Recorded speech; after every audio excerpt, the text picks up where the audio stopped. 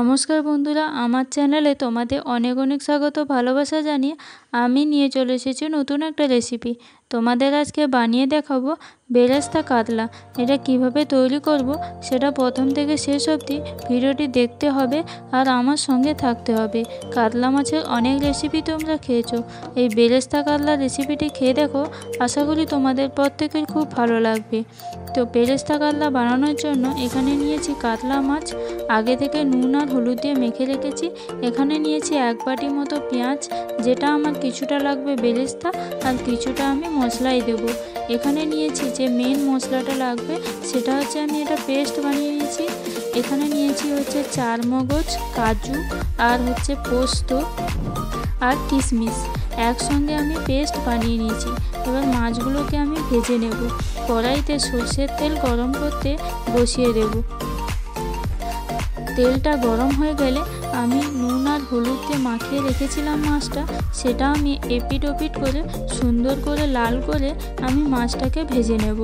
দেখো কড়ার মধ্যে আমি তেলটা গরম হয়ে যাওয়ার পর আমি মাছগুলোকে দিয়ে দিয়েছি। এবার এপাশ ওপাশ উল্টে আমি মাছগুলোকে সুন্দর করে ভেজে আমি তুলে নিচ্ছি। দেখো সুন্দর করে ভাজা হয়ে গেছে, এবার আমি এগুলোকে তুলে নেব। এবার ওই তেলের মধ্যে আমি বেশ 1 বাটি মতো কুচনো পেঁয়াজ দিয়ে দেব। এরপর দিয়ে দেবো হচ্ছে স্বাদ মতো লবণ, যাতে করে পেঁয়াজটা ভালোভাবে ভাজা হয়ে যায়। এর থেকে কিছুটা তুলে নেব যাতে বেরেস্তাটা তৈরি হয়ে যায়।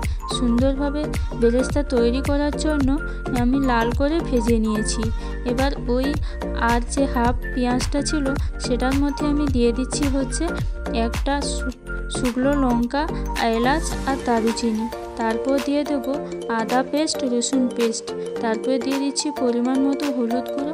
তারপর দিয়ে দেবো হচ্ছে লাল লঙ্কার গুঁড়ো। দিয়ে ভালোভাবে মশলাটা আমি কষে নেব। যতক্ষণ না পর্যন্ত এর থেকে গন্ধ বেরোচ্ছে ততক্ষণ না পর্যন্ত তোমাকে এটা নাড়তে হবে। তারপর আমি ওই পেস্টটা দিয়ে দিচ্ছি। কাজু বাদাম, পোস্ত আর 4 মগজ আর কিশমিশ একসঙ্গে যে বেটে রেখেছিলাম সেই মশলাটা আমি এর সঙ্গে অ্যাড করে দেবো। দিয়ে হাতা দিয়ে ভালোভাবে এভাবে নাড়তে হবে। যতক্ষণ না পর্যন্ত এর থেকে তেল বেরোচ্ছে ততক্ষণ কিন্তু ভালোভাবে কষতে হবে।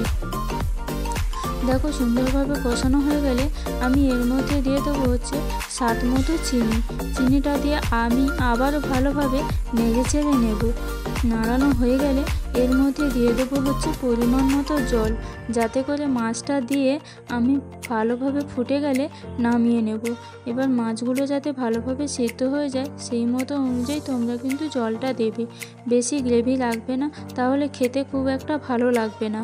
তো মাখো মাখো হলে বেশ বেরেস্তা কাতলা রেসিপিটি খেতে ভালো লাগবে। তো দেখো এইভাবে সেদ্ধ করে ভেজে রাখা মাছগুলো আমি দিয়ে দেব।